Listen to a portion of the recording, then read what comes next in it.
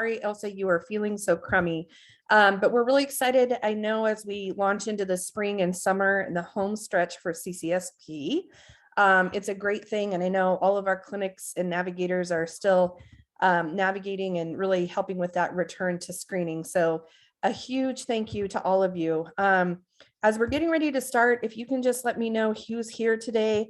Of course, we have the list of everyone in the attendance, but if you want to go ahead and add your name to the chat feature, that would be great. Who you are, organization, and what town you're hailing from, that would be super helpful because I think we have a couple new folks. So Elsa's going to go ahead and start our screen sharing here. So again, welcome to our monthly call. For those of you who are just new to the process of CCSP, we do try to provide at least a monthly technical assistance call where we provide program updates, general information about what's happening with the program, as well as logistics, a time for all of you to connect for possible peer sharing opportunities. And then we try to do some additional education opportunities if it aligns. But today I think we have a fairly short call, but we are going to be really concentrating on the year-end closeout, some of the resources that we have for the year, reiterating some of those deadlines and where we're at with the program. But of course, if you have any specific questions or concerns, feel free to come off chat or off mute or add in the chat, and we should be ready to rock. So we'll go ahead and get everybody moving. So we're going to talk a little bit about the navigation and capacity building and evaluation in year-end deadlines, other evaluation announcements, which Elsa is going to be largely covering today. And then we'll talk a little bit about some of the resources that are available. So for general program announcements, what I would say is that in general, we know that our navigation rates for most clinic systems are pretty on point.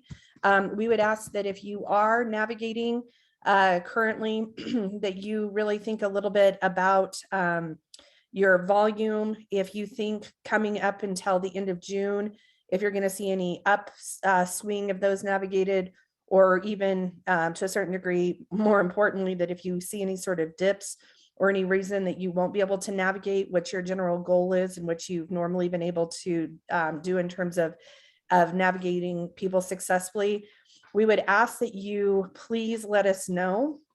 I think within some of the clinic systems where we've had navigator transition, people out for health issues, or just some of undue circumstances, we've seen a few dips.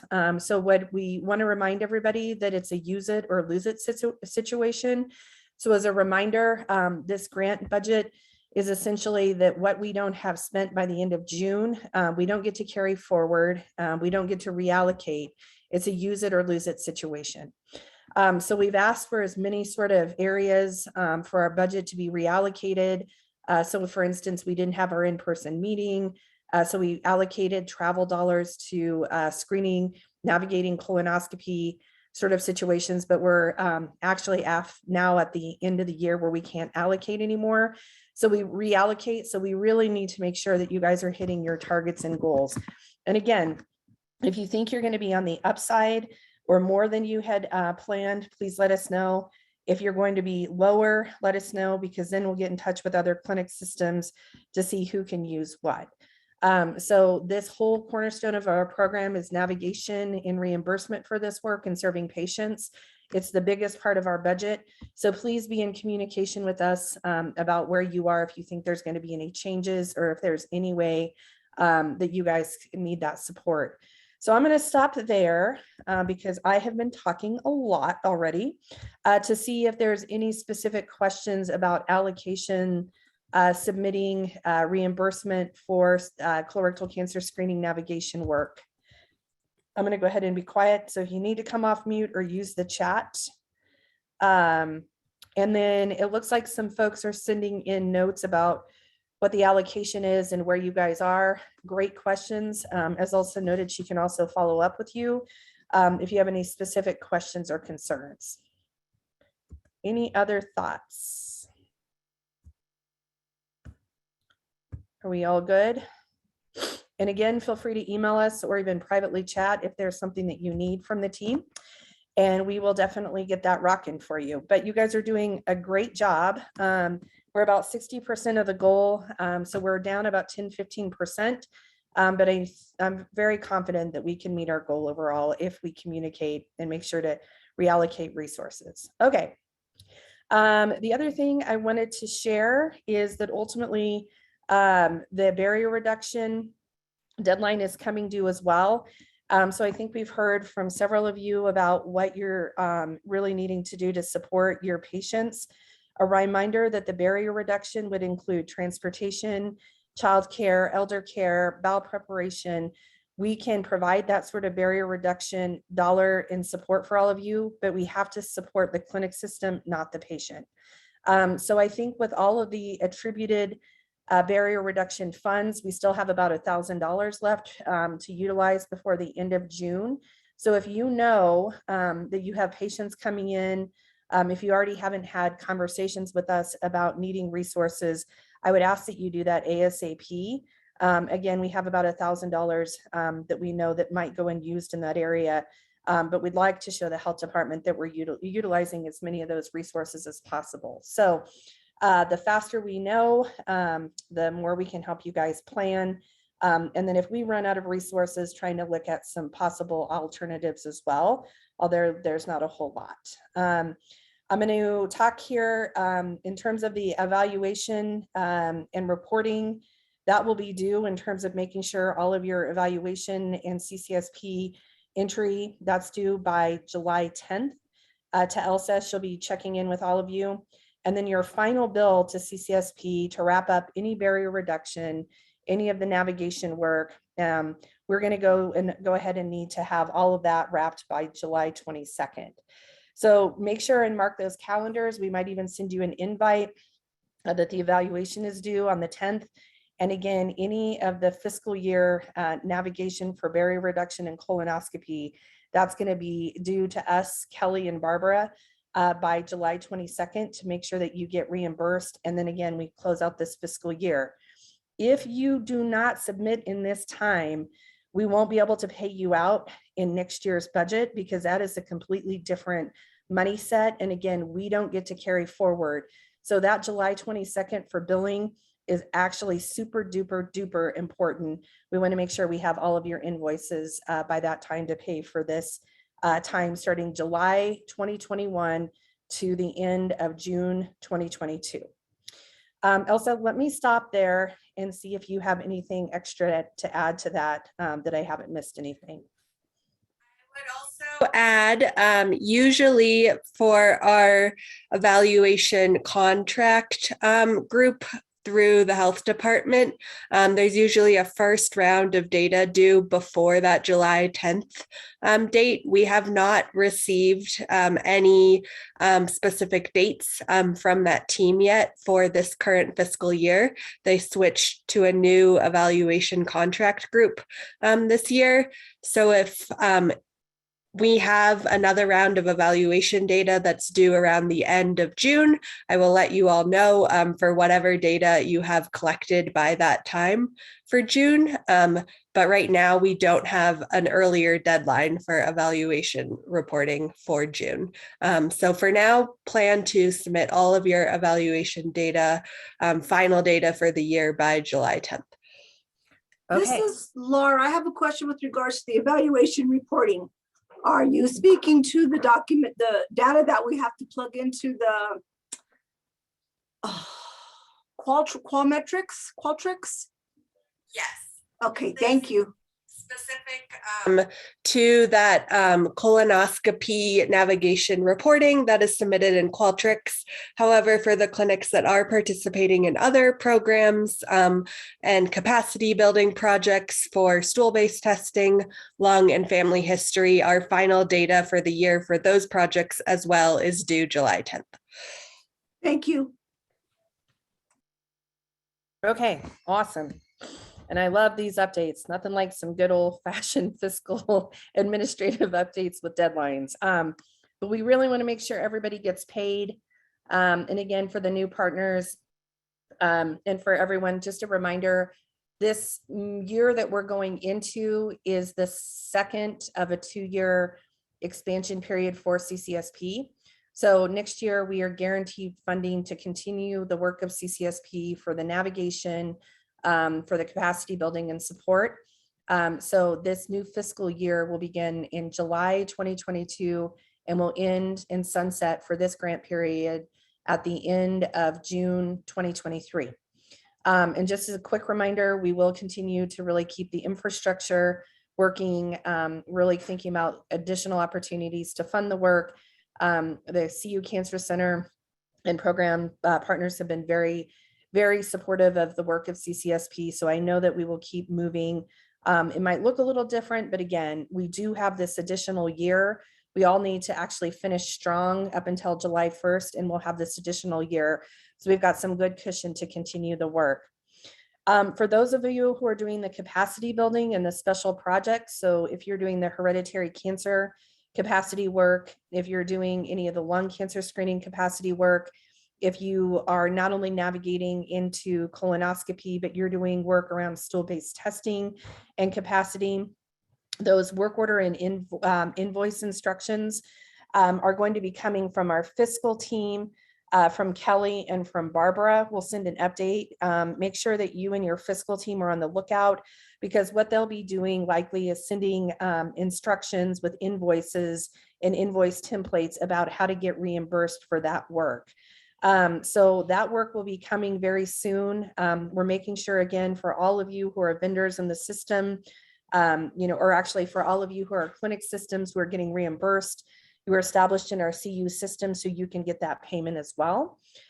So that all should be coming due, and I'll send some special instructions over the next week about making sure, especially for the newbies, that you're set up and that all of you have the language and invoices to be submitted, so that we can pay you out for that work as well.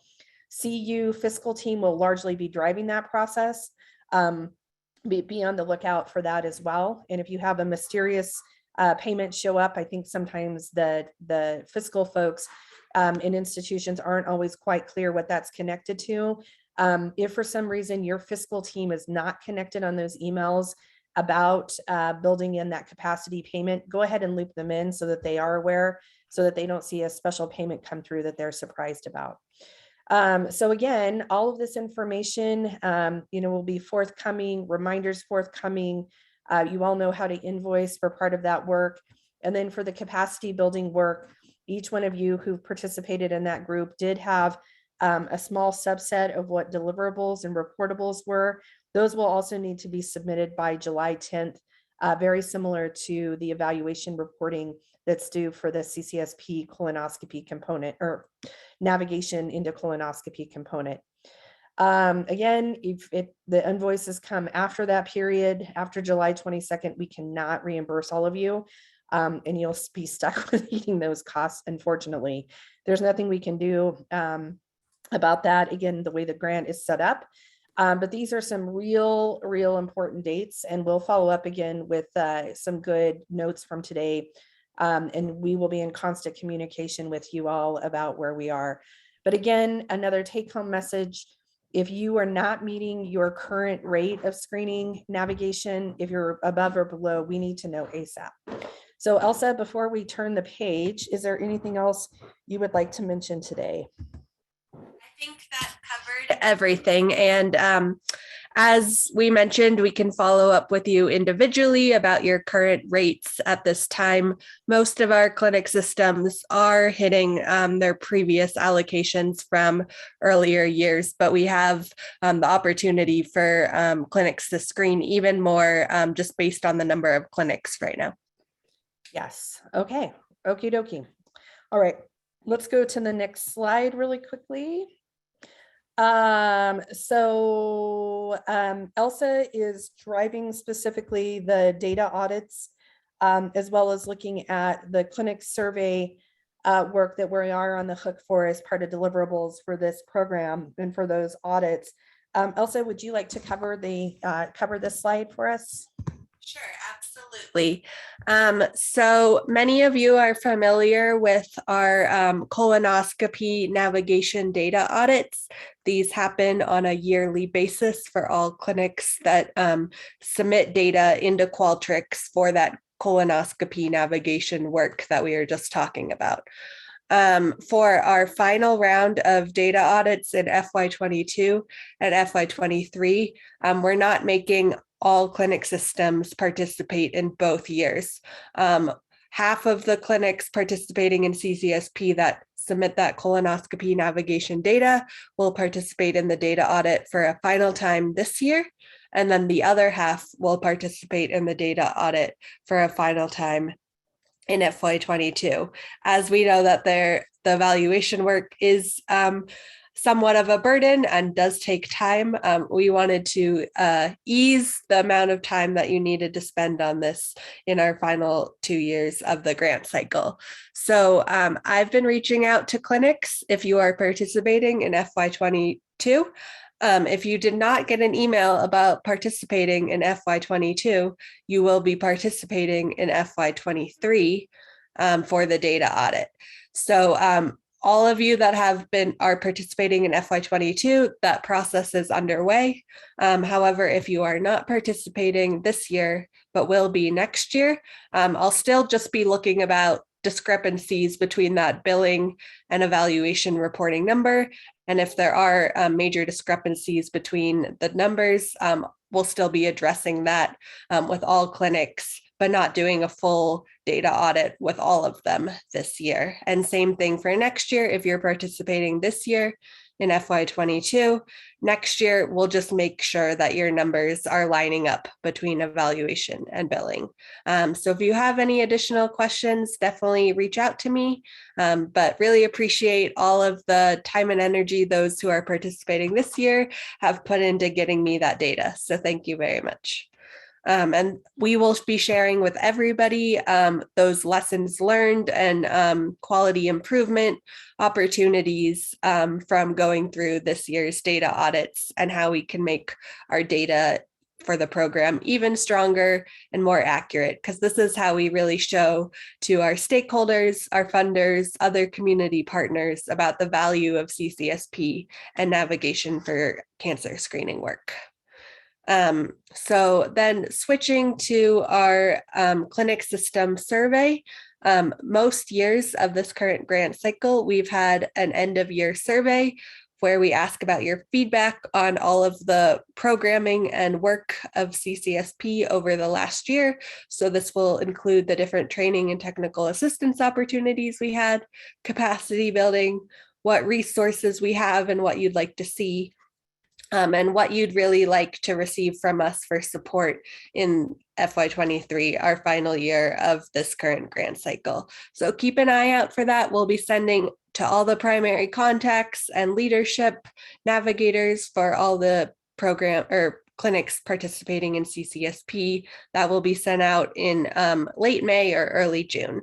So thank you in advance for taking about 5 minutes to respond to that and just really showing us your feedback about what we're doing well and how we can really make sure to support you as we're working towards sustainability of these resources and navigation work. All right. Awesome. Elsa, thank you a ton. And I do love how you've pointed out that if people were not lucky enough to be selected this year for the audit, you will be selected next year. So I'm super glad that everyone will get included in that opportunity. And I'm sure you all are as well. So, you know, these are some of the necessary evils of the reporting for CCPD.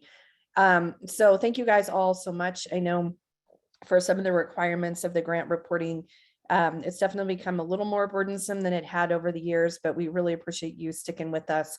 And we are providing feedback to CCPD and the health department about some of these metrics, redundancies, and how do we make it easier on systems to participate moving forward. So a million thanks. So we'll go ahead and move to our next slide, which is really coming to talk a bit about upcoming events and really what's on the horizon for all of you.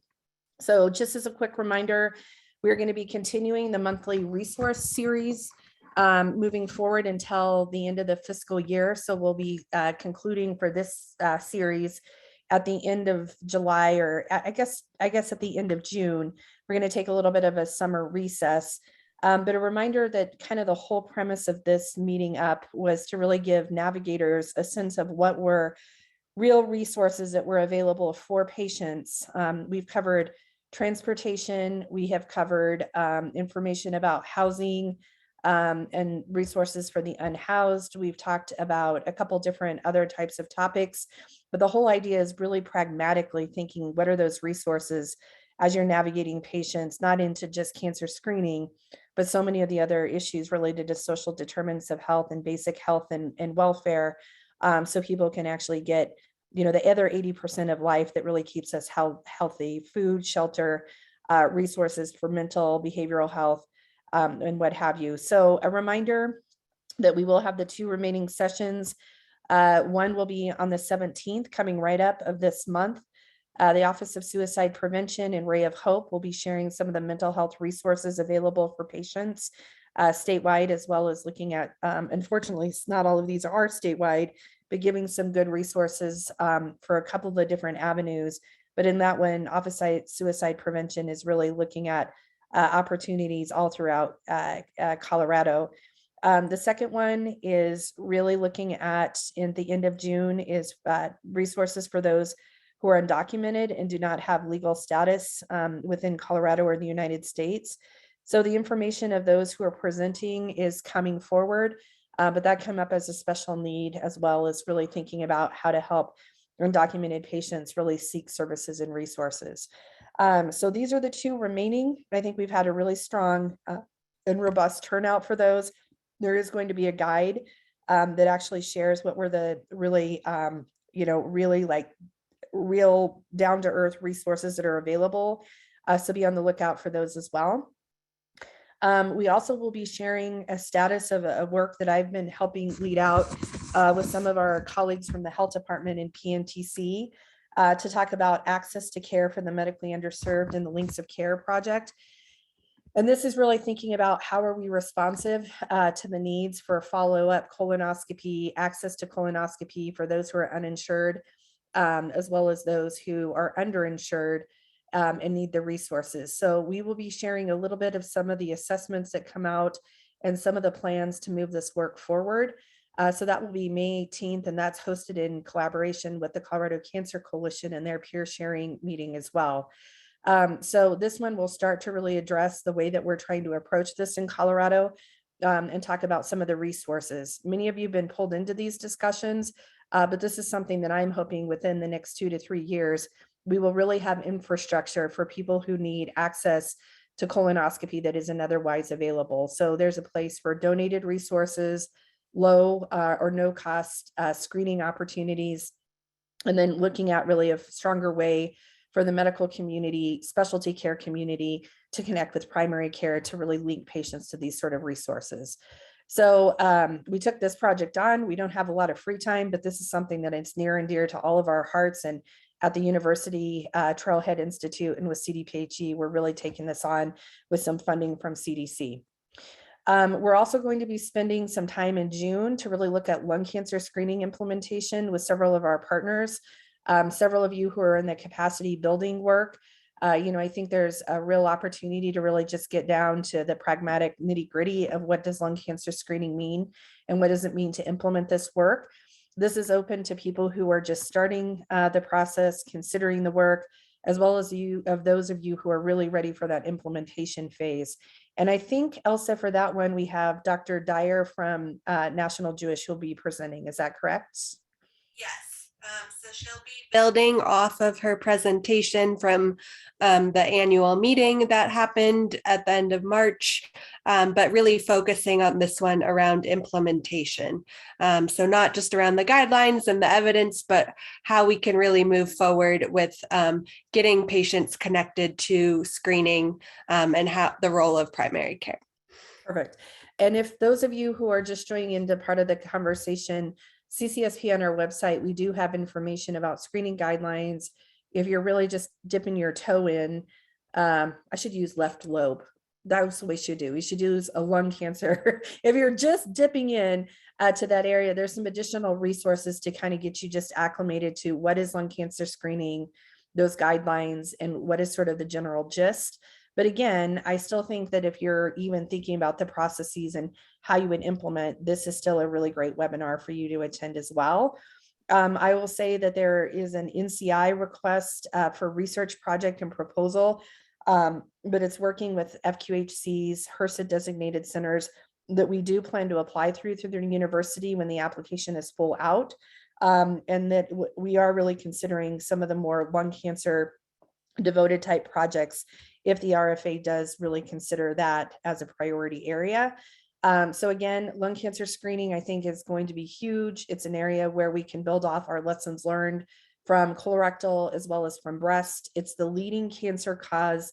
It's a leading cause of cancer death in Colorado, and cancer is a leading cause of death. So lung cancer is a really big deal.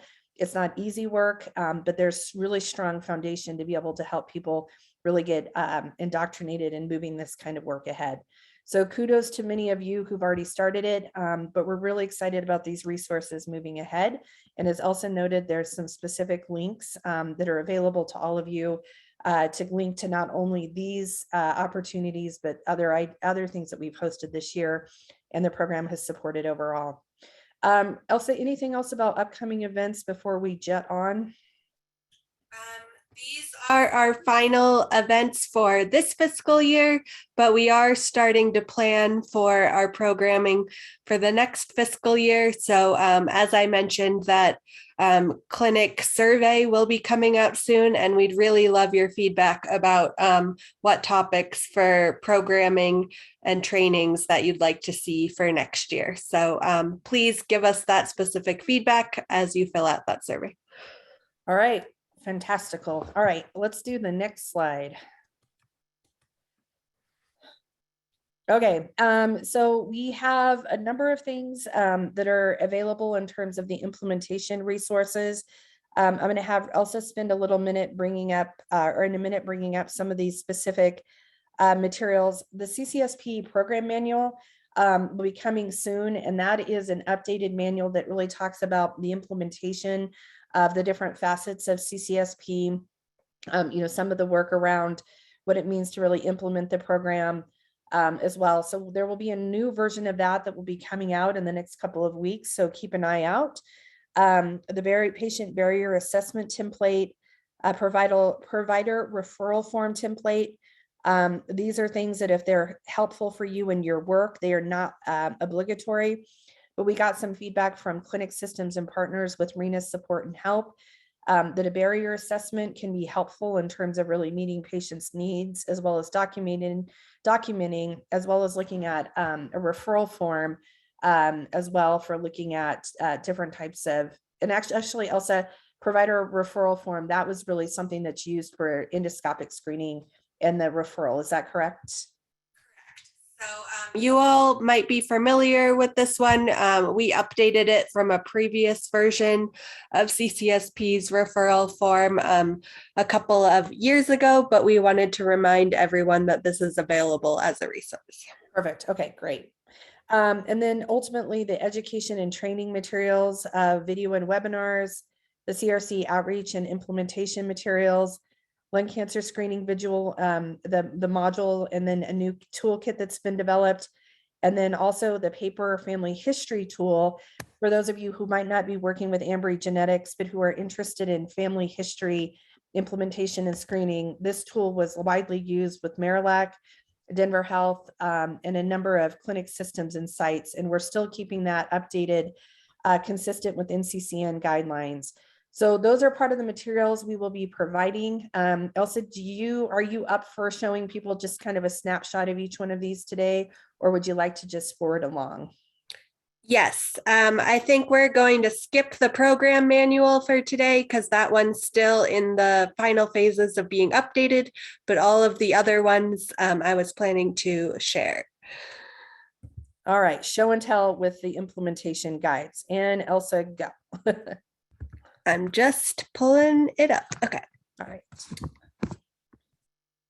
And Elsa, I think you shared with everyone that Rena's out today with surgery. Did you share that or coming? I did not get to include that, but yes. So our team has had some recent setbacks and illnesses. I have COVID right now. At the beginning of April, broke my wrist, and Rena unfortunately broke her shoulder the day before I broke my wrist. So I've already gotten my surgery and I'm on the mend. But Rena right now is at her consultation for her shoulder surgery and getting her thumb cast off because she also broke her cast, but wanted to give a big shout out to Rena for creating this template for patient barriers and really helping update some of the things on our website as well. So for this template, this is really pulling upon the great work and foundation from the PNTC and their training around patient navigation. But this is just a template if your clinic system is looking for a way to better document patient barriers and what types of barrier reduction resources they might need. So it can be used for any type of appointment, just getting some information about the patient, their health conditions, their support system, and then how likely they think they'll be able to make it to their medical appointment, and then really having the opportunity to ask them about specific types of barrier reduction resources they might need, translation, financial support, childcare, elder care, transportation, etc. So as Andy mentioned, this is an optional resource, but this is not something that CCSP previously had available for clinic systems. So this is on our website now. It'll be in the updated program manual as well. And we'll be sending out all the links to the resources we shared today in the follow-up email.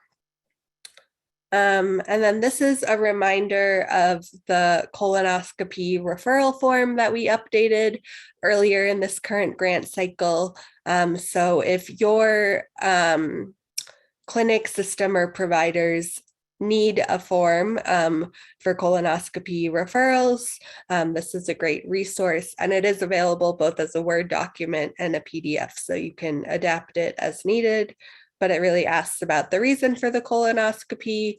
If it is a diagnostic colonoscopy, what are the symptoms, or are they receiving it due to a positive stool-based test or flex sig? And then a little bit more about the patient's medical history, which could have important implications for their care and sedation as well for the colonoscopy, and information about the provider and patient. And then we also recently updated our CRC outreach and inreach resources and implementation toolkits page. So this was done around March Awareness Month, and you might have seen the emails and links sent out around March, but wanted to show you all what's available on this page. So we have a press release template that can be used if you want to share a little bit about the statistics and need to continue to focus on colorectal cancer screening and reach that national goal of 80%, and why this is such an important focus. And then we have some flyers and other patient education materials from American Cancer Society. Many of these are available in both English and Spanish, one-pagers. And then one thing I really wanted to highlight for those who are focusing on stool-based testing is the Kaiser Permanente Fit Toolkit and materials. It's very comprehensive, has patient education materials, things about workflow, data tracking, many other pieces. So it's a very comprehensive toolkit for those who are focusing on stool-based testing. It does have a mailed approach, but not all of the resources are focused on mailing fit kits. And it's been really helpful for a number of our clinic systems. And then we have some other social media toolkits. And then we did want to highlight the work of all of you as well. So Pueblo's recent award, some of the materials UMC had developed a couple of years ago, and then many other links to other organizations and their screening resources. Let me just see what's in the chat. And yes, we are also looking to have a session in collaboration with the Colorado Cancer Coalition around toolkits and how best to utilize those, some of the best practices, and more about the information they contain. So that specific stool-based testing toolkit I just shared about, and then one around lung cancer screening, and some of the other toolkits that are out there and widely used today. And then also just wanted to remind everyone that all of CCSP's past webinars and other video recordings are available on our website. So after each of our webinars or other technical assistance calls, we do add these to our videos and webinars page. So all of those from this current grant cycle are on the page. There's a table of contents that is by section. So our resource fair meetups, CRC screening navigation specific sessions, stool-based testing, family history and genetics, lung cancer screening, sustainability planning, and then some of those navigation skill building sessions that we've had, including some things around QI, motivational interviewing, etc. So I'd really encourage you, if there's a session that you weren't able to attend that you are interested in, or one that you really were interested in some of the specific resources and strategies that were highlighted, to go back in, download the slides, look at the recordings, and really pull out that key information. And feel free to follow up with us if there's a particular presenter you'd like to reconnect with, and we can help make that introduction. And then for lung cancer screening, as we noted, there is a specific implementation toolkit focused on using patient navigators that was recently developed by the Cancer Center and the Patient Navigation Training Collaborative. And this is a really comprehensive toolkit as well that has many of the key components of lung cancer screening, as well as several different tools available that really are focused on that implementation. And we'll be highlighting this in that toolkit specific session, but really wanted to make sure all of you are aware of these resources and how it connects if you're focusing on doing lung cancer screening implementation, whether or not you're receiving resources from CCSP. So it has everything around billing and coding, follow-up with patients, shared decision-making, tracking, outreach tips, and many, many other resources as well. And then finally, the last page that I wanted to highlight is our family history screening tool. So this is that paper version of the tool, just 10 questions that would put a patient at high risk for a hereditary cancer or family history risk for cancers. So if patients have a yes answer to any of these 10 questions, they would be eligible for a referral to genetic counseling and potentially testing. This is available in Spanish as well. Many clinics that are focusing on diving into fuller scale implementation are now working with Ambry Genetics, but this is a really great resource as well for clinics that are not yet ready to utilize Ambry Genetics chatbot resources. So we'll be updating this probably in the first half of the next fiscal year. Expected that NCCN will be updating their guidelines this summer. Andy, anything else you'd like to share about any of these resources? No, I would just say there's a lot of them, and we hope that they can be helpful on some level. So I know we create these and hope that they, aren't just collecting dust per se. But I would just say in part of our capacity building work and then the work that we're doing, we'll try to bring forth the lessons learned and some of the information here. I think if there is something that piques your interest, taking a quick look could be super helpful as well.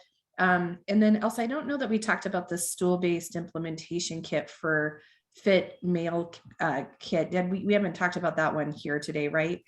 I did speak about it and some of the pieces that are in it, but I did not specifically go into it. Okay. The reason that I bring it up is I've been working on a team from CDC and other groups who are really looking at how do we bring that toolkit to life with some implementation models, really looking at different types of guides to be able to implement. So that should be coming out within the next couple of months. But I know we've gotten some questions about particularly patients who are hard to reach, who are medically underserved for stool-based testing and looking at mailed opportunities. And so I think that one will be really a lot of fun. When we have that one done and have the modules ready to go, we'll probably have a specific webinar for that. But even the planning guide, helps you think a little bit about who you're trying to reach, the amount of money you should consider, the different approaches for guide implementation, how you do those stool kits, how do you get them back. So I know that's come up as well. And so I'm really excited because that one's not, just a kind of black and white paper version of a toolkit, but it actually has some implementation models in a workbook. So that's going to be coming out as well. So also, I think that, covers all of them. If there's, like Elsa said, if there's types of resources that would be helpful for you or your clinics that you either don't have access to, we haven't mentioned today, or something we should be considering doing additional work around, let us know. Please feel free to pop that into the chat. Elsa, I think that's the end of our formal agenda for today. Is that correct? Yes. Okay. And then I do know that we had at least one new clinic system joining us today, near and dear to my heart, Keefe Memorial Hospital, the Prairie View Clinic and Kit Carson Clinic. I think we have Allison as well as Amanda who are joining today. So welcome, ladies. It's a privilege to have you. We also have a couple of new systems who will be joining in based on the capacity work. We did go through a bit of a lull where we lost a number of rural health partners. We're starting to see people come back to the program. So I just want to give a huge shout out to all of those who have been with us doing this work: rural, frontier, Front Range, inner city Denver. Everyone matters. But we're also excited that we're bringing back some partners that we have lost establishment in different parts of the state as well. So that's good and very excited. So welcome to all of you. And then the other thing I wanted to do is make a quick announcement today. Elsa reminded me that I probably should let you all know. I will be having a baby. He is due on July 4th. So as one of my biostatistician friends reminded me, there's a large confidence interval about when a baby actually will arrive according to due date. So I do anticipate being out of the office after July 1st until at least early to mid-September. Elsa will be also getting married in September, so I'm sharing her good news. So I'll make sure that I'm truly back and ready to go to support all of the clinic systems. But I will be taking a maternity leave this summer, but I would also encourage all of you to really enjoy the summer and take some time off. I know with all the COVID and all the work, it's just been a lot of strife and struggle for our clinic systems. But yeah, thank you guys very much. It's we always laugh because we're really doing the one and done situation. We're quote unquote over 40-year-old parents, so we're old, quote unquote. But we're really excited and hoping that everything goes smoothly. And again, Elsa will be on deck all throughout the summer. I'll be back in early fall, late summer. We'll have everything covered. Hopefully I'll be able to see you guys into our next CCSP call. But again, just depending on health and due dates. So thanks so much for the well wishes, but I did want to share with all of you the good news, and we're super excited. So with that, and thanks again for all the well wishes in the chat. Elsa, anything else we want to share today? Yeah, those are our big announcements. So thank you all for all of the well wishes. Andy's going to be slowing down in June. So please just make sure to CC both of us on emails. And I'm really here to support you all through the summer. So thank you very much for all your hard work as we round out the end of the year, but really looking forward to FY23 as the last major year of this grant cycle. And we're really hoping that next spring we can do an in-person sort of celebration of you all and all of your hard work over this last grant year. So just wanted to thank you all for making all of this work possible and really supporting patients throughout Colorado. All righty, everybody. We'll remind everybody with those due dates. We need to have some ongoing communication till the end of the year. But have a great day, everyone. It looks like it's in Denver, largely at least nice. Hopefully everyone got a drink of water. I know it rained in Denver and on the Eastern Plains a little bit. So hopefully we'll continue to get some good weather and not have any sort of fire dangers as much anymore. But have a great day. Thank you guys so much. And we will be in touch soon. Thanks. Bye-bye.